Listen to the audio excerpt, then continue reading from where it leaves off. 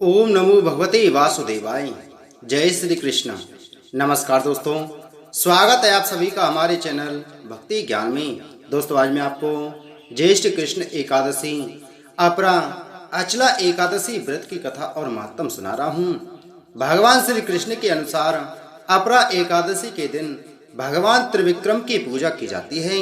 इस व्रत के प्रभाव से ब्रह्म हत्या, भूत योनि, दूसरे की निंदा के पाप दूर हो जाते हैं। इस व्रत के प्रभाव से पर स्त्री गमन, झूठी गवाही देना, झूठ बोलना, झूठे शास्त्र पढ़ना, झूठा ज्योतिषी बनना, झूठा वैद बनना जैसे पाप कट जाते हैं। ज्येष्ठ कृष्ण एकादशी यानी अपरा एकादशी की महिमा भगवान श्री कृष्ण ने युधिष्ठिर को बताई थी।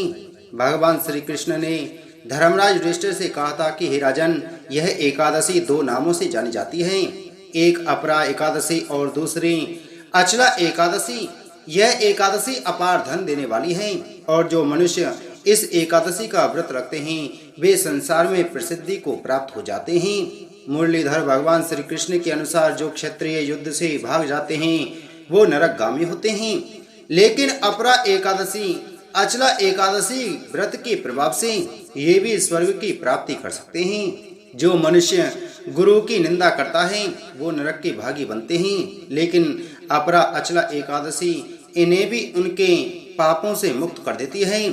भगवान श्री कृष्ण ने बताया कि जो फल कार्तिक पूर्णिमा पर त्रिविक्रम में स्नान करने या गंगा तट पर पितरों का पिंडदान करने से प्राप्त होता है, वही फल अपरा एकादशी का व्रत करने से प्राप्त हो जाता है। मकर के सूर्य में प्रयागराज के स्नान से, शिवरात्रि का व्रत करने से, सिंह राशि के बृहस्पति में गोमती नदी के स्नान से, कुंभ में केदारनाथ के दर्शन या बद्रीनाथ के दर्शन करने से, सूर्य ग्रहण में कुरुक्षेत्र के स्नान करने से, स्वर्ण दान करने से या अर्ध प्रसूता गौदान से जो फल प्राप्त होता है वही फल अपरा अचला एकादशी व्रत से मिल जाता है। भगवान श्री कृष्ण के अनुसार अपरा अचला एकादशी व्रत पाप रूपी वृक्ष को काटने के लिए कुल्हाड़ी है। अपरा एकादशी व्रत और भगवान का पूजन करने से मनुष्य सब पापों से छूटकर विष्णु लोक को जाता है। ज्येष्ठ माह के कृष्ण पक्ष की एकादशी अपरा एकादशी कहलाती है। कहा जाता है कि इस एकादशी व्रत को करने से भूत योनि और ब्रह्म हत्या जैसे पापों से भी मुक्ति मिल जाती है। एक बार धर्मराज युधिष्ठिर ने श्री कृष्ण जी से पूछा कि हे भगवान, मैंने वैशाख माह के शुक्ल पक्ष की एकादशी का महत्व भली भांति सुना, अब आप मुझे ज्येष्ठ मास के कृष्ण पक्ष की एकादशी का व्रत व महत्व विस्तार पूर्वक कहिए। इस एकादशी का क्या नाम है, साथ ही इस व्रत की दिव्य महिमा से भी मुझे अवगत कराइए। तब भगवान श्री कृष्ण जी ने कहा, हे राजन, ज्येष्ठ कृष्ण पक्ष की एकादशी अपरा एकादशी कहलाती है, क्योंकि यह अपार पुण्य फल एवं धन संपत्ति देने वाली है। इस एकादशी का नाम अचला भी कहा जाता है।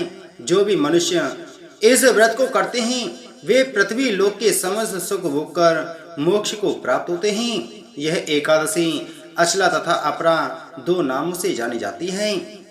भगवान श्री कृष्ण आगे कहते हैं कि एक समय की बात है, एक राज्य में एक राजा महिध्वज नाम के एक अत्यंत धर्मात्मा राज्य करते थे।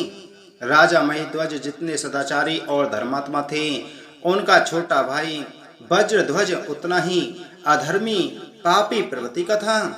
वज्रध्वज मन ही मन अपने बड़े भाई का यानी राजा महिध्वज से द्वेष रखता था और उनकी हत्या करने के लिए तरह तरह के षड्यंत्र रचता रहता था। एक बार पापी वज्रध्वज अवसर पाकर अपने भाई महिध्वज की हत्या कर उन्हें जंगल में फेंकवा दिया और खुद राजा बनकर राज्य करने लगा। इस अकाल मृत्यु के कारण राजा महिध्वज को प्रेत योनि में रहना पड़ा। वह उसी जंगल में पीपल के पेड़ पर प्रेत रूप में रहने लगा। उनकी मृत्यु के पश्चात वज्रध्वज अपनी प्रजा पर अत्याचार और दुराचार करना शुरू कर दिया। साथ ही महिध्वज भी प्रेत बनकर जंगल के रास्ते से आने जाने वाले लोगों को सताने लगा, लेकिन उनके द्वारा किए गए पुण्य कर्मों का फल जल्द ही उन्हें प्राप्त हो गया। एक दिन अचानक धौम्य नामक ऋषि उस जंगल में आए और अपने मजबूत तपोबल से वे राजा महीध्वज की सारी आप बीती को जान लिया और उनकी सहायता करने को सोचने लगे। सर्वप्रथम ऋषि धौम्य राजा महीध्वज के प्रेत को पीपल के पेड़ से उतारकर उन्हें परलोक विद्या का उपदेश दिया। दयालु ऋषि राजा महीध्वज को प्रेत योनि से मुक्ति दिलाने के लिए स्वयं ही अपरा एकादशी का व्रत किया और उसका संपूर्ण पुण्य फल प्रेत रूप राजा को अर्पित कर दिया। इस पुण्य के प्रभाव से राजा को प्रेत योनि से मुक्ति मिल गई और वह ऋषि को धन्यवाद देते हुए दिव्य देह धारण कर पुष्पक विमान में बैठकर स्वर्ग की ओर प्रस्थान किया। कथा समाप्त करते हुए श्री कृष्ण युधिष्ठिर जी से कहते हैं कि हे राजन, अपरा अचला एकादशी की यह कथा संपूर्ण जगत का कल्याण करने वाली है। इसके पढ़ने अथवा सुनने मात्र से मनुष्य अपने सभी पापों से मुक्त होकर अंत में मोक्ष की प्राप्ति करता है। बोलो एकादशी महात्म की जय।